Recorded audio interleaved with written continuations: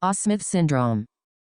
Disclaimer: this video is for informational purposes only. The information and content in this video is not a substitute for professional medical advice, diagnosis, or treatment. For any questions, concerns, or inquiries, see your primary health care physician or a licensed health care provider. Never delay or hesitate to speak with a physician because of data provided in informational documents and videos. What is the Aase-Smith Syndrome? The Aase-Smith Syndrome is a disorder that is characterized by anemia and some joint and skeletal deformities. It is usually detected during early infancy. There are 3 bones known as phalanges within the triphalangeal thumbs rather than the normal 2. This disorder is also characterized by a reduced production of red blood cells known as hypoplastic anemia. The anemia usually improves with age. Anemia complications include fatigue, weakness, and decreased oxygen in the blood. What are the other names for the Aase-Smith Syndrome? The Aase-Smith Syndrome is often called Aase Syndrome, congenital anemia and triphalangeal thumbs,